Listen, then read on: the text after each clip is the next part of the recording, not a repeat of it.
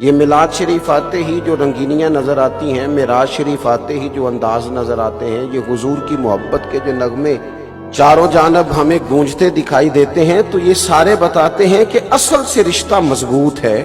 اسی لیے تو اعلیٰ حضرت فرماتے ہیں کہ جم کے حضور سے پیار کرو۔ ایسا نہیں ہے کہ ہمارے اندر غلطیاں نہیں، لیکن جب اگر جم کے پیار کرو گے تو اپنی کوتاہیوں کو ضرور ٹھیک کرو، اصلاح ضرور کرو، لیکن انسان ہے، کمزوریاں رہ جاتی ہیں۔ وہ کہتے ہیں کہ پیش حق مجدہ شفاعت کا سناتے جائیں گے، وہ آپ تو روتے جائیں گے پر ہم کو ہنساتے جائیں گے۔ امام فرماتے ہیں وسعتیں دی ہیں خدا نے دامن محبوب کو، جرم کھلتے جائیں گے پر وہ چھپاتے جائیں گے۔